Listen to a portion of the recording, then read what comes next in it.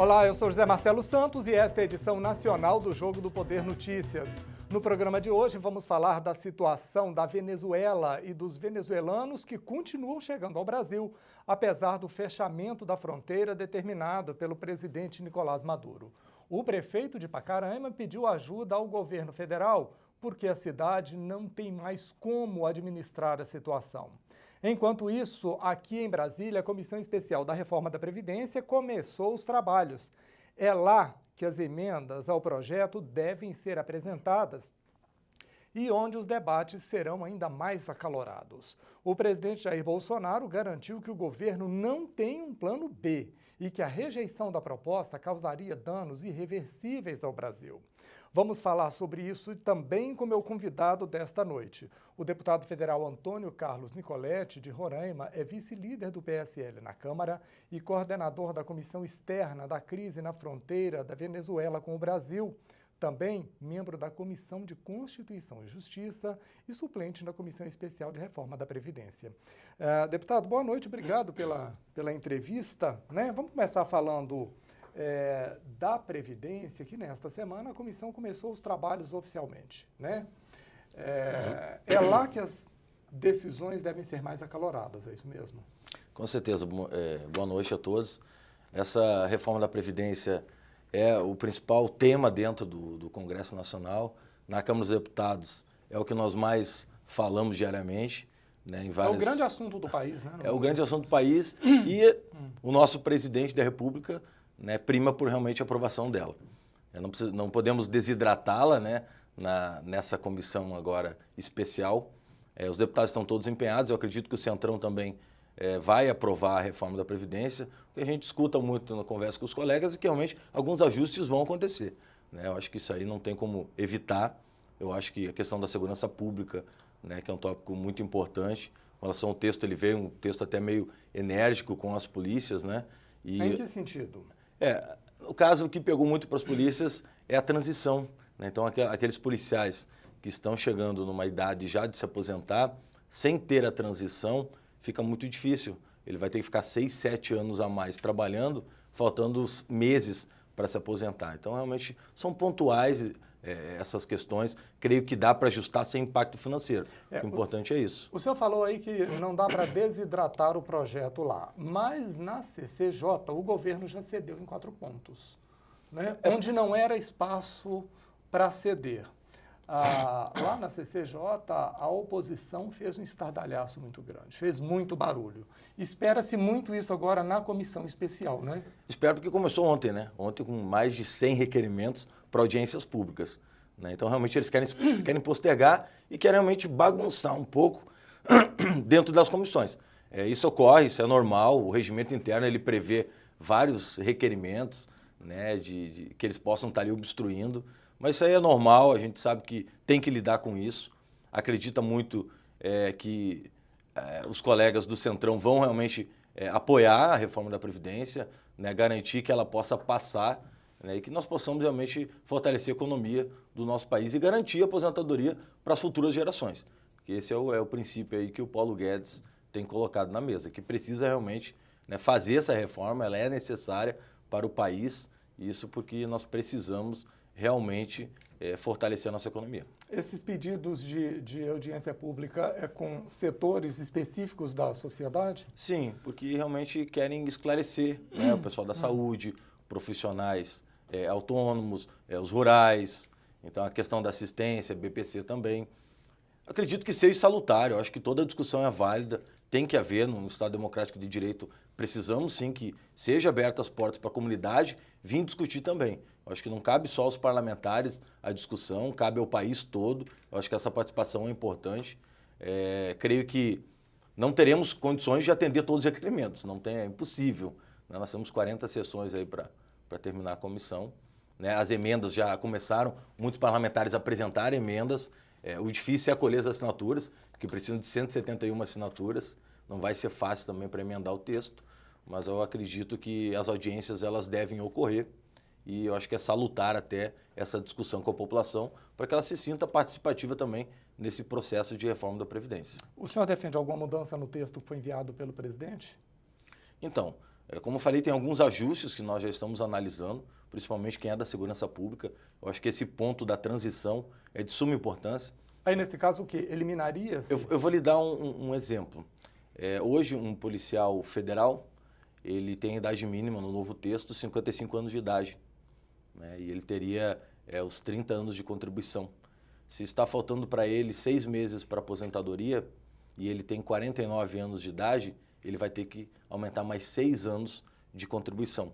Qual a alternativa? Então, a alternativa seria realmente, pontualmente, colocar uma transição conforme veio na lei que vai ser aprovada dos militares, na reforma dos militares, que a partir dos 20 anos, né, que aquela pessoa já contribuiu, pagar uma taxinha de 17% pelo tempo restante. Acho que isso é justo, né? Faltaria tipo de 10 anos, colocaria 17%, né? Ficaria menos de 2 anos ali para poder aposentar. Então seria uma forma de ter uma transição adequada para aquela pessoa que já contribuiu a vida toda praticamente, né? Está no final de carreira, para que a gente não tenha aquele agente de segurança muito velho que não vai dar conta de proteger a sociedade. Então, é um ponto que não vai dar um impacto. Porque exige habilidade física, né? Hoje o psicológico, a debilidade física, é algo que realmente dificulta para um policial, né? Você vê um policial com 55 anos de idade, né, para combater hoje a criminalidade que começa com 13, 14, 15 anos de idade, não vai dar conta. Então, é isso que a gente está focando. E tem essas peculiaridades, de repente, em outras áreas também. Então tem que ser feito um estudo, feito um estudo também para que a gente possa verificar o impacto financeiro, que é de suma importância, para que a gente não possa também desidratar muito o texto e impactar aí a nossa economia. O senhor acredita que a situação dos trabalhadores rurais e o BPC passam as alterações nesses dois casos? Minha família toda, vou dar um exemplo, no Rio Grande do Sul, são de pessoas que trabalham na agricultura familiar. Então tem uma avó que ela é aposentada e a contribuição hoje, eu acho que ela se faz necessária por todos. Eu fui técnico mecânico, meu pai era mecânico, então a gente sabe da dificuldade de um pedreiro hoje, ele trabalha até os 65, 70, 75 anos de idade. O rural também sabemos da dificuldade deles no campo. É um povo realmente sofrido, acorda 4, 5 horas da manhã. 5 horas da manhã já está na roça, né? Porque não aguenta o dia inteiro por conta do sol. Tem uma jornada de trabalho de 14, 15 horas diárias, é desgastante. Mas a questão é a contribuição. Onde um contribui, todos têm que contribuir. Então, quando você coloca um grupo familiar, muitas das vezes as pessoas não entendem. Se ela for aposentar até um salário mínimo, o grupo familiar vai pagar R$50. É pai, mãe e filho. Então, vai dar R$17 por pessoa. Então, eu acho que cada um tem que contribuir, sim. De 15 vai para 20 anos, né? Eu acho que isso pode ser ajustado, de repente manter os 15, não sei, tem que ser feito um estudo. De 55 anos de idade e para 60, como está indo no novo texto. Não sei se é adequado, permanecendo 65. Eu acho que pode fazer ajustes, mas eu acho que todos realmente têm que contribuir para a nova Previdência. Não podemos deixar fora. O senhor acredita que em quanto tempo é possível aprovar a reforma da Previdência? Olha, é um desafio difícil. O governo esperava no primeiro semestre. Pois é. Pelo regimento interno da Câmara facilitar essas obstruções, né, que nossa oposição faz dentro das comissões, eu acredito que nesse primeiro semestre vá para o plenário, né? Se vai ser aprovado ou não, passando pelo plenário antes do recesso, aí eu não posso te garantir. Mas a gente está dando a celeridade possível, está tendo as sessões de segunda a sexta, né? Então os parlamentares estão vindo, está atingindo ali o quórum para abrir a sessão, para que a gente possa dar essas 40 sessões aí e poder encaminhar para o plenário também. Porque o desafio do governo é quantidade de votos, né? Hoje ele não tem voto suficiente. Já sabe que 140 ele não tem porque são da oposição. 140, 141, né? Isso. Né? Aí difícil. Ele tem de se virar nos demais para conseguir os votos necessários. Então, vamos ver como é que vai ficar essa questão das emendas que vão chegar na comissão especial, verificar o que o Centrão vai analisar com relação ao que eles querem mudar, mas eu acredito que está sendo bem encaminhado. Todos têm a concepção interna de que precisa reforma. Eu acho que isso, tirando a oposição, que eu acho que ela joga... A própria oposição sabe que ela precisa sabe, mas ela joga para a mídia, né? Ela joga muito para a mídia. Defendo a classe dos trabalhadores, eu defendo a minoria, mas na verdade não está defendendo a minoria, porque se ela olhar o texto, realmente o texto não é para impactar, né, na vida da minoria. É um texto onde tem alíquotas progressivas, quem ganha mais vai pagar mais, vai ser descontado mais, né? A questão do BPC, que era antes com 65 anos está recuando para 60 anos, já começa a receber antes. Então tem vários pontos que a minoria está ganhando. E eu acredito que o Centrão está ciente disso. Como eu te falei, fazendo os ajustes agora na comissão especial, eu acredito que nós teremos sim o quórum necessário, os 308 votos dentro do plenário. Como eu falei agora há pouco, na CCJ, a oposição fez um estardalhaço muito grande, ao ponto de a visita do ministro Paulo Guedes ter se transformado num show de horrores, não é? Verdade. E a bancada governista não soube, naquele momento, blindar o próprio governo e agir. Eu vou te explicar. Eu vou passar aqui para vocês, que quem fica em casa observando, é só a esquerda falando e gritando, indo lá na frente, botando o dedo na cara do Paulo Guedes, é isso que eles querem. Porque com isso eles ganham tempo, interrompe a sessão. Qual que é a nossa estratégia como governo? Se nós temos 5 minutos por liderança para falar, é nós falarmos 30 segundos para dar andamento na sessão da comissão. Só que o que eles fizeram? Eles foram lá e fizeram todas as inscrições antes e assumiram todo o tempo. Não, não foram todas antes, era intercalado. Teve várias inscrições nossas. Só que nós não aparecíamos porque nós deixávamos de falar ou falávamos pouco. Porque assim, o ministro, quando ele vai preparado. E o Paulo Guedes teve resposta para tudo. Né? Nós não podemos aqui deixar dúvida nenhuma com a capacidade técnica que nós temos do nosso ministro. Eu acho que realmente é um ministro que tem toda a capacidade para estar lá. E eu nunca vi nos governos anteriores os ministros serem tão chamados para as comissões dentro da Câmara. Essa semana nós tivemos 5 ministros, né, num dia, 4 ministros no outro, e eles não vêm convocados. Eles vêm realmente voluntariamente para as comissões, para audiências públicas. Até para melhorar a públicas. relação entre o governo e o Congresso Nacional, né? Isso é importante. E também para dar esclarecimento para a população que ela precisa. Então a forma de estratégia nossa é deixar eles falar, gastar o tempo deles e que a gente possa economizar o tempo. Porque senão não flui, não anda e a gente vai ficar travado nas comissões só no primeiro semestre. Na sua avaliação, a sociedade já entendeu a reforma da Previdência? Acredito que, até vou pontuar aqui, acredito a grande importância do presidente da República se inserir nesse contexto da reforma. Ser o porta-voz da reforma. Ser o porta-voz.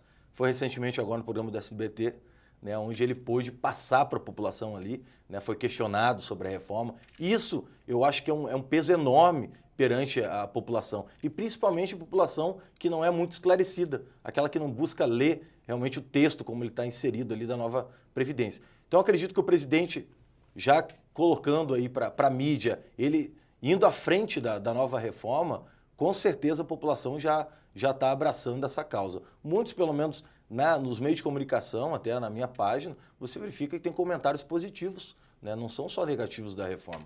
E tem aquelas pessoas que não têm ainda o esclarecimento total do texto. E aí se faz importante eu, como parlamentar, né, os outros parlamentares da base do governo, estarem esclarecendo nas audiências públicas, que são de primordial importância nesse momento também.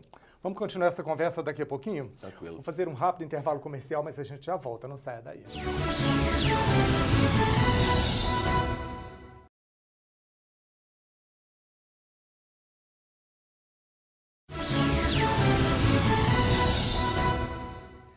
O Jogo do Poder Notícias está de volta para falar da situação dos venezuelanos que continuam a chegar ao Brasil. O prefeito de Pacaraima, em Roraima, quer a ajuda do governo federal para receber os venezuelanos que têm fugido para o Brasil. Ele veio a Brasília pedir socorro durante a sessão da subcomissão do Senado criada para discutir a crise na Venezuela. Ele explicou que o estado de Roraima está sobrecarregado por conta dos mais de 43 mil venezuelanos que fugiram do país vizinho para tentar uma vida melhor por aqui. No total, o país abriga mais de 140 mil venezuelanos. O prefeito afirma que o município de Pacaraima, que fica bem na fronteira entre Brasil e Venezuela, não está conseguindo mais suportar a demanda e diz que precisa de uma ajuda de pelo menos 3 milhões de reais do governo. Parte do valor seria utilizado na educação. O prefeito também afirma que desde que a fronteira entre Brasil e Venezuela foi fechada em fevereiro, os problemas no município só aumentaram. Deputado Nicolete, né? Como é que está a situação lá na fronteira? É isso tudo mesmo que o prefeito veio aqui e reclamou? É isso tudo, não só em Pacaraima, mas na capital Boa Vista também. Então a dificuldade que o prefeito Juliano tem sofrido em Pacaraima, que é a primeira cidade, então é uma fronteira seca. E não é um município rico, né? É um município com 13 mil habitantes, um município que atende muitas comunidades indígenas. Realmente a situação da saúde é complicada. Estive recentemente com a comissão externa, da qual sou coordenador, levando alguns deputados de outros estados para verificar em loco essa situação, tanto na capital Boa Vista quanto em Pacaraima. Sabemos que mais de 100 mil venezuelanos já atravessaram a fronteira. A situação ela tem cada vez piorado, como ele relatou. A fronteira está fechada, é bom esclarecer a todos os Não por nossos decisão do telespectadores. Brasil. Não é do Brasil. Está fechado do lado venezuelano. Nós temos uma rodovia do país que ela acaba numa aduana. Essa aduana continua uma rodovia dentro da Venezuela. A parte dessa aduana que é venezuelana está fechada. Eles colocam militares ali 24 horas por dia, bloqueando a estrada. E o nosso lado está aberto, só que nós não podemos entrar porque o dele está fechado. Vejam bem, como são marcos de concreto onde dividem a fronteira seca pelo município de Pacaraima, são savanas, montanhas, né, onde tem trilhas e caminhos que eles já faziam, alguns caminhos ali para levar drogas, armas, agora estão utilizando esse caminho para adentrar o país, que a fronteira está aberta, e para retornar também com os mantimentos, que lá dentro não tem nada. Então eles chegam em Pacaraima, compram arroz, feijão, óleo de cozinha, fralda, creme dental, todos os itens básicos e retornam para o seu município. Isso os que têm dinheiro. Os que não têm, que a maioria, estão entrando aproximadamente 1.000 por dia. Desses 1.000 fica flutuando de 300 a 400 que ficam em Pacaraima apenas para comprar e retornam para Santa Helena, que é a primeira cidade dentro da Venezuela. E os outros 600 seguem para Boa Vista e alguns ficam no abrigo temporário que o Exército Brasileiro montou na fronteira. Esses que seguem para Boa Vista seguem de que maneira? Antigamente estavam seguindo a pé.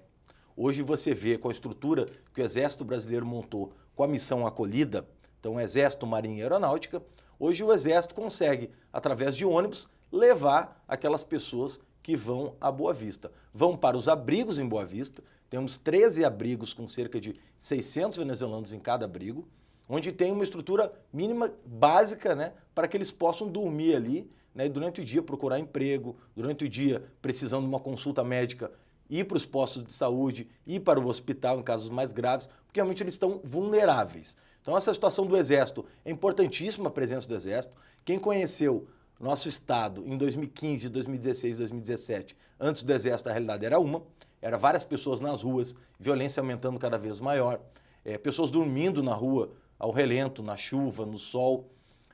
Víamos também os postos de saúde mais cheios e agora não. Agora temos alguns abrigos, são poucas as pessoas que ficam ainda pelos semáforos pedindo, limpando para-brisa de carro, né? E essa questão foi ordenada pelo Exército Brasileiro. Então o Exército deu um ordenamento, né? Isso é de suma importância. O que o prefeito aqui está solicitando é o que a gente verificou, o que a comissão está... Um suporte financeiro. Um suporte financeiro o quê? Para a saúde básica.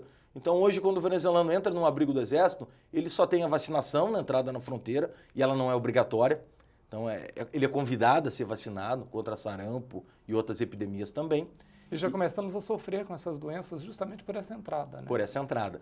E a partir daí, ele vulnerável vai ter que ser atendido no hospital da cidade de Pacaraima e nos casos mais graves tem que ser removido para Boa Vista. Os que estão em Boa Vista, lá eles têm atendimento na maternidade, então nós fomos lá em loco com os deputados.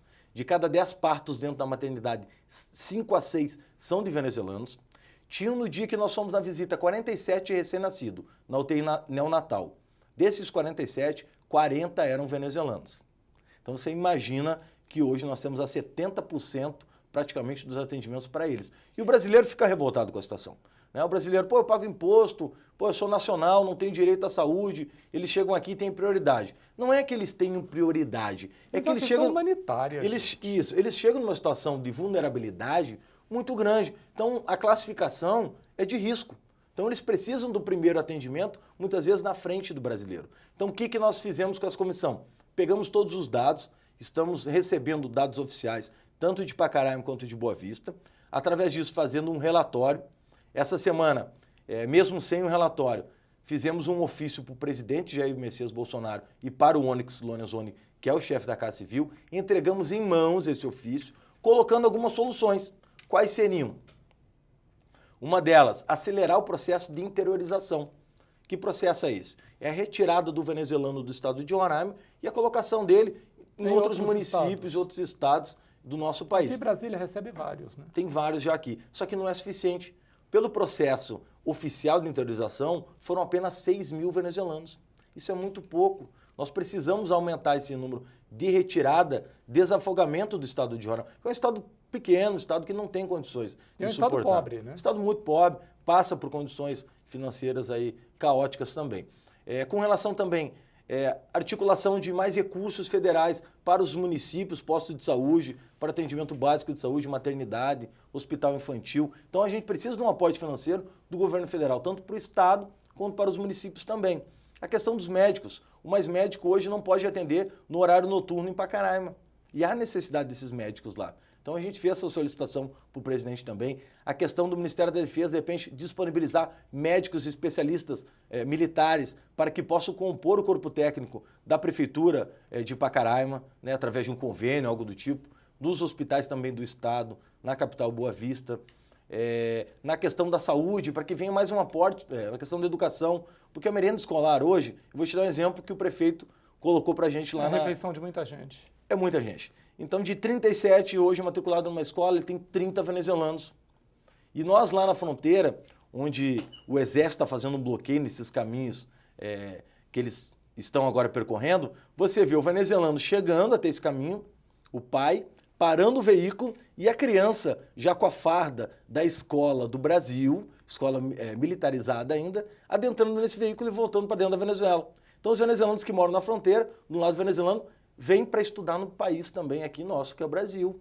Então ele precisa de mais recursos também. Então a gente está fazendo essa articulação junto ao governo federal para que possa realmente melhorar um pouco, ou então amenizar a situação ali na fronteira e no Estado. E o que é que o senhor ouviu do presidente da República diante desse pedido?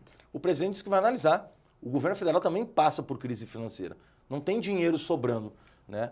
Então ele disse que vai analisar, vai verificar junto à Casa Civil que tipo de articulação ele pode ser feito para que a gente possa amenizar, pelo menos emergencialmente. Porque isso é para ontem, né? Não é para daqui 2, 3 meses vir um recurso ou vir uma articulação do Ministério da Saúde ou então do Ministério da Defesa para que possa melhorar essa situação. Com relação também à medida provisória que o Bolsonaro editou, criando um crédito suplementar extraordinário, na verdade, de 223 milhões. 223 milhões de reais. Para a missão acolhida. Né? Muitos não entenderam. Pô, mas por que não mandou para o Estado, para o município? Porque essa operação acolhida, ela tem uma logística muito grande. Ela precisa de recurso. E ela já está há mais de um ano lá em Roraima. Então nós precisamos sim que ele mantenha esse crédito para a missão acolhida, mas isso não é suficiente. Nós precisamos também de crédito para os municípios e para o Estado de Roraima. Agora, além dessa questão humanitária, desse problema todo provocado pela chegada dos venezuelanos, existe uma questão política, não é? E nisso o presidente Jair Bolsonaro já se manifestou várias vezes, não é? Veementemente contra o presidente Nicolás Maduro, em apoio muito claro a Juan Guaidó, né? O senhor acredita que há a possibilidade de o Brasil se aliar a alguma outra nação para participar de uma eventual invasão da Venezuela? Bom, eu, como parlamentar, né, essa é a minha visão, deputado federal, acredito que o Brasil está mais ligado a essa ação humanitária, junto com a ONG e algumas outras organizações não governamentais, né, tem a Acnur, OIM também participa ativamente. Não vejo o Brasil com atrito nenhum com o nosso país vizinho, Venezuela. Eu vejo essa guerra ideológica que realmente tem essa ditadura do Nicolás Maduro lá, prejudicando o povo deles mesmo. Não existe ditadura do bem, né? Não existe ditadura do bem. Eu acho que a democracia ela tem que ser restabelecida lá. Se for por Juan Guaidó, for uma nova eleição, deve ocorrer. Eu creio que isso será a saída para que possa o povo retornar para o seu país, porque eles não querem ficar no país, aqui no Brasil. Porque eu, se sou brasileiro, saio do meu país e vou ficar na Argentina... Eles querem viver bem lá, eu vou querer voltar, eles querem voltar para lá. E é um país riquíssimo. Se tiver um governo legítimo, um governo que pense na população, mas que não viva também só do assistencialismo, porque uma hora acaba. E foi o que aconteceu, né? O país dando subsistência a todo mundo, controlando, tudo era estatal, dando comida aos pobres, tipo ali, dando... Estatizou tudo. Estatizou tudo, deixou todo o controle com ele, o assistencialismo foi ganhando uma proporção muito grande, onde realmente quebrou o Estado, e aí eles não têm mais nem o que comer, eles não produzem nada, não tem nem indústrias. Então é uma situação caótica, tem que ser restabelecida. Eu acho que aí vem a questão agora do Juan Guaidó ter força ou não com o exército, né, bolivariano. se ele vai ter ou não, isso também é uma consequência, eu acho que grave para o país, porque se ele, nesse momento, ele está se intitulando que é o novo presidente e ele for demorando muito para tomar o poder realmente dentro da Venezuela, isso pode acarretar mais vinda de venezuelanos. Havia uma expectativa maior em relação às manifestações de apoio a ele, não é? Eu também acho que foram poucas. E ela foi perdendo força. Foi perdendo força. Mas a gente tem que entender, né, que né? o Maduro ele tem todo o exército na mão, né? Os generais ele tem na mão. Então é algo que é difícil o Juan Guaidó chegar, se autodeclarar e pegar esse apoio do militar. Se não tiver o apoio do militar, realmente vai ser difícil ele assumir o poder dentro da Venezuela. Perfeito. Vou fazer mais um rápido intervalo comercial. Tranquilo. A gente continua essa conversa daqui a pouquinho, viu? Não sai daí.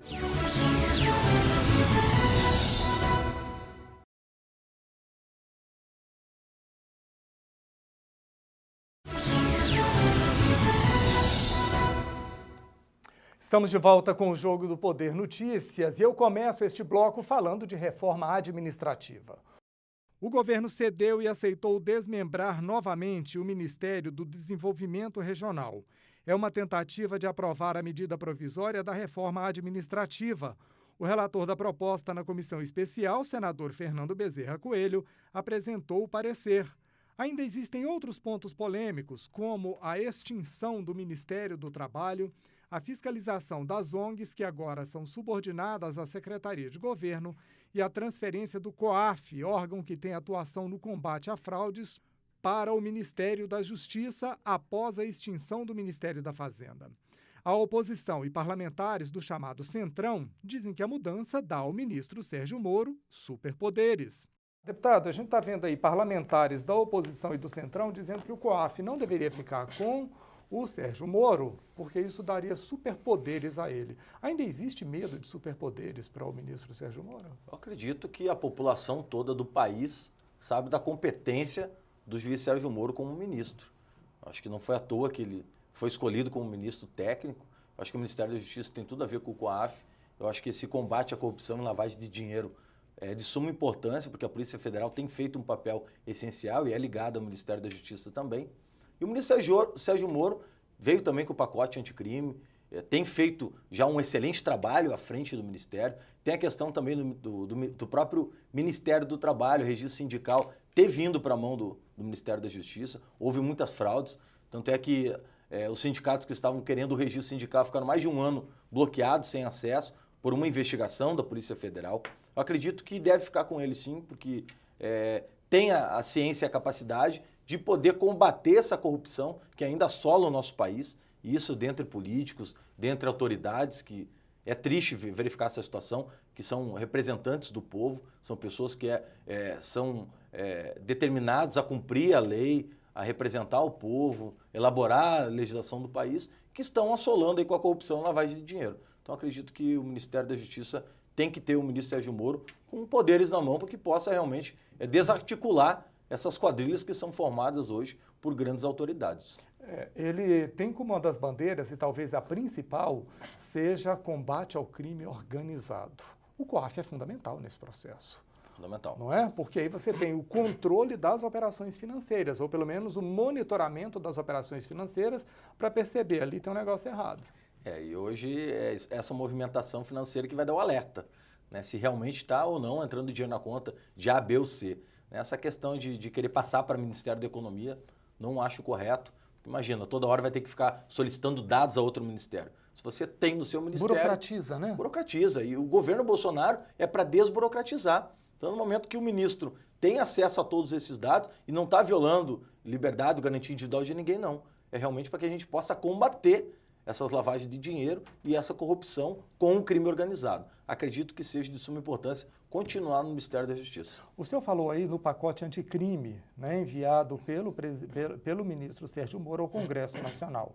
A discussão desse pacote ainda não avançou, não é? Tem um grupo de trabalho. Tem um grupo técnico de trabalho, mas por enquanto o foco está sendo reforma da Previdência e não tem uma luz muito em cima desse pacote anticrime. Isso pode enfraquecer a proposta? Não, acredito que não. Foi criado esse grupo de trabalho justamente para não deixar cair nesse pacote anticrime. Então são feitos estudos já, vários parlamentares se debruçando sobre o pacote anticrime, para já adiantar esse tema quando for a plenário, quando for a discussão já nas comissões. Acho que é de suma importância ter adiantado isso. Claro que a reforma da Previdência é o tema principal, não tem como ir contrário a isso, mas o ministro esteve essa semana também reunido aqui na nossa Câmara Federal, falando sobre o pacote dele, discutindo, então tem várias audiências públicas. Eu acho que tudo isso fomenta, né, para que a gente possa modelar um pouquinho esse pacote, porque ele vai ser alterado dentro da Câmara dos Deputados e no Senado também. Então, assim, tem que realmente fazer algo com que seja sólido, né? Veio ideias boas, nós temos a questão da legítima defesa para os agentes de segurança pública, de repente pode até ser melhorada. Então, acredito que a participação dos parlamentares nesse grupo de trabalho é muito importante para que a gente possa já ter uma ideia ou então já levar alguma mudança no texto para dentro da Câmara. O senhor está falando daquela medida que permite que o agente de segurança pública, caso ele tenha de matar alguém durante uma operação, num confronto, legítima né? defesa, num confronto, Isso. Né? Ele não responder criminalmente por aquilo. Na verdade, vem o termo, né? Poderá. Isso. Então, isso aí, o poderá, o juiz fica ali a critério dele, né? De reduzir pela metade a pena ou então deixar de aplicá-la. Recentemente, o presidente Jair Bolsonaro disse que vai encaminhar um projeto à Câmara garantindo o mesmo benefício, propondo o mesmo benefício para as pessoas que acabarem agredindo e aí até matando alguém na defesa da propriedade. O que o senhor pensa disso? Isso aí tem um nexo, né? Acreditamos que com a publicação do decreto também do armamento, onde você facilita, desburocratiza a aquisição da arma de fogo pelo cidadão do bem para defender essa propriedade, e aí inclui muitas propriedades rurais, tem todo o nexo de você poder também ser encaixado na legítima defesa. Se alguém vai adentrar a sua residência, você está armado e você ficar com medo de utilizar seu armamento de fogo para defender a sua vida e a sua propriedade, então não interessa você ter arma de fogo dentro de casa. Então, acho que esse nexo aí foi muito bem colocado pelo presidente da República. Acredito que deve passar dentro do Congresso Nacional. Porque se você tem hoje a liberdade de ter uma arma de fogo na sua propriedade como posse, não como porte, posse, e eu estou defendendo a minha vida. Porte é poder sair com ela na rua. Isso. Né? Posse é ter. Posse é tê-la consigo na sua propriedade, no seu comércio ou na sua propriedade rural também. Então, acredito que realmente possa vir a ser aprovado dentro do Congresso Nacional legítima defesa para o cidadão do bem. Qual que o senhor acredita que é o grande desafio da segurança pública hoje? O desafio da segurança pública, que eu digo do governo, é considerar a segurança pública como prioridade. Ter mais atenção para efetivos, tanto os governadores, e aí a gente tem que tocar nesse assunto, não é só o governo federal. O governo federal cuida da Polícia Rodoviária Federal, da Polícia Federal, dos agentes penitenciários federais. Agora, mas as polícias militares... As polícias militares são essenciais. Civis e civis são nos dos estados. Por quê? Porque hoje você precisa de policial militar qualificado, que tenha viatura, que não tenha restrição de combustível, dos concursos públicos que deem segmento e que você tenha aquele efetivo na rua. Porque ele é a primeira pessoa que está verificando o crime, que está dando sensação de segurança para a sociedade. E os estados, às vezes, não encaram dessa forma. O senhor tocou num assunto aí que parece até jocoso quando a gente vai falar sobre ele. Aqui em Brasília, não é? Uma unidade da federação que recebe grande repasse do governo federal, as viaturas estavam proibidas de sair por falta de combustível. É um absurdo. Imagina isso nos estados mais pobres. Como é que resolve isso? Como é que os estados enfrentam isso? Todos estão passando por crise financeira. E aí que eu volto a conversar aqui e relatar que a segurança tem que ser dada como prioridade. Imagina Roraima, um estado onde tem mais de 100 mil venezuelanos, né, dentro do estado, onde temos pouco efetivo de polícia militar, onde essa restrição de combustível também está existindo. E você não conhece o passado desse venezuelano também, né? Isso é um problema? Isso é um grande problema. Eles entram na fronteira hoje com a nossa lei de imigração. Uma lei feita no governo anterior para realmente facilitar a entrada desse povo todo. Parece que já era premeditada essa entrada. Foi feita em 2017, então já vinham entrando desde 2015, então facilitou. Hoje ele chega na fronteira, qualquer um, seja venezuelano, colombiano, se ele falar que está na situação de refugiado, sem documento algum, sem passaporte, nós temos que recebê-lo, cadastrá-lo na Receita Federal, dar o CPF a ele, né, dar a carteira de trabalho. Importante ressaltar que eles já estão ganhando o Bolsa Família, porque eles são mais vulneráveis que o brasileiro, já tem o CPF, e ele, a partir daí, tem todos os direitos de um nacional. Então nós temos que mudar essa lei de imigração também. Claro que respeitando os tratados internacionais. E com relação aos antecedentes criminais, como eu vou saber quem era aquela pessoa dentro da Venezuela? Nós sabemos que vários presídios dentro da Venezuela abriram as portas porque não tinham mais comida, por questão humanitária, e muitos deles atravessaram a fronteira para o Brasil. E o nosso índice de violência, como bem falou o prefeito, aumentou em mais de 50%. Aumenta a população, aumenta a violência, e nós não temos efetivo de polícia militar, de polícia civil sendo aumentados, sendo qualificados, né, e muitas das vezes até restringindo, né, parte daquela verba para custeio de combustível. O senhor é policial rodoviária federal, né? Isso, policial. Quero aproveitar para falar da situação da Polícia Rodoviária Federal. No próximo bloco, a gente vai para mais um rápido intervalo comercial, mas já volta, não saia daí.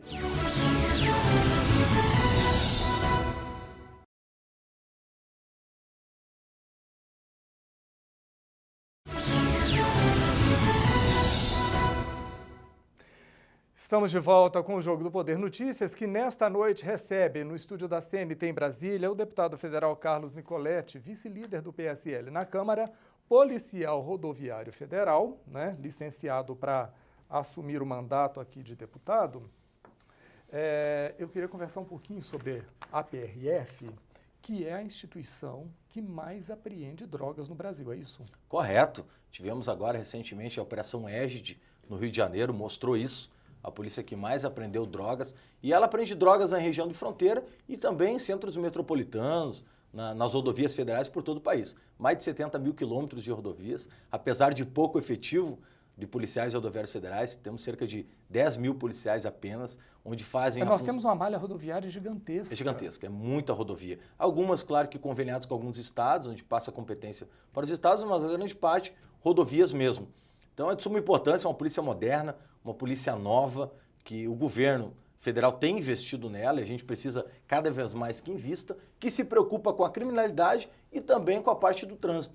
Estávamos conversando há pouco sobre a parte educativa no trânsito. É aqui no intervalo. Isso. Então estamos no Maio Amarelo, uma campanha de prevenção de acidentes, onde a Polícia Rodoviária Federal tem um corpo técnico capacitado para fazer educação no trânsito. Nós temos o cinema rodoviário, onde você é abordado na rodovia, o condutor desce, enquanto a gente faz a fiscalização do veículo e da documentação, a pessoa senta nas cadeiras, a gente passa alguns vídeos de acidente de trânsito, fala um pouquinho sobre itens como cinto de segurança, não falar o celular, sobre regras de trânsito também. E a pessoa não pode se sentir ofendida por ser parada pela polícia, né? É seguro para ela. Com certeza, é algo de prevenir, é uma prevenção. Muitas das vezes, quando você está na rodovia, você aborda, mas para conversar com o condutor. Você fala para ele, ó, cuidado, mais à frente, 2 km, tem um buraco na rodovia. Né? Então você tenha cuidado, reduza a velocidade, tem a curva mais à frente ali também, tem um índice alto de acidente de trânsito. Então você conversa, interage também com o condutor. Ele não pode ver a polícia como um vilão, ela tem que ver a polícia como um amigo. Né? E a Polícia Rodoviária Federal faz muito bem esse papel. Quais são as principais causas de acidente nas rodovias federais? Então, causa de acidente de trânsito. Excesso de velocidade, não podemos negar. Então nós temos alguns radares, né? Um termo até polêmico, né? Que eles coíbem o excesso de velocidade. Então tem rodovias que tem que ser reduzido, porque tem curvas acentuadas, tem locais onde chove, fica a pista escorregadia. Outro é o uso do celular. Né? Hoje nós temos que ter a ciência de que celular e direção é tão quanto perigoso quanto álcool e direção. Então 40% dos acidentes com batidas, colisões traseiras, são pelo uso do celular, que tira atenção no trânsito. E muita gente, ela não só fala o celular, como digita a mensagem e vai para a rede social enquanto está dirigindo. Isso é um perigo, né, concreto. Então, coloca em risco a vida dela e de terceiros. E de quem não tem nada a ver com isso. E lembrando aqui que quem faz parte do trânsito hoje é o condutor, é o passageiro que tem que colocar o cinto de segurança e é o pedestre também. Então o pedestre hoje, ele também não pode ficar o celular ao cruzar uma rodovia, ao cruzar uma faixa de pedestre, desatento. Tem vários casos de acidente com pedestres também usando o celular. E a qualidade das estradas? Ela também não acaba provocando acidentes? Com certeza. Temos a causa no condutor, na sinalização e regulamentação no trânsito. Então a sinalização é o DENIT, o responsável. Manutenção das rodovias, que também é o DENIT. O ministro Tarcísio tem feito um trabalho excepcional, muitas das vezes sem recurso, né, olhando para a estrutura das rodovias e parte de sinalização. Então tem que fazer uma adequação legível, muitas vezes, né, para que possa reduzir os acidentes. A PRF ela faz o quê? Relatórios. Verifica que naquele local não tem uma placa de sinalização, verifica que não tem acostamento na rodovia e repassa ao DENIT, que é o órgão responsável. Então essas são outras causas também. E a falha também na manutenção, né, dos veículos. Muitas das vezes a gente não se preocupa se o freio está em condições, se os pneus estão em condições. Então fica a dica aí para que o pessoal não saia de casa. Ou acha que só dessa vez vai dar certo? Justo. Então assim, tem que verificar esses itens também para que a gente possa ter um trânsito seguro. Que todos nós fazemos parte do trânsito nas rodovias, nas estradas e dentro do município também. O senhor está falando aí da importância do radar, né?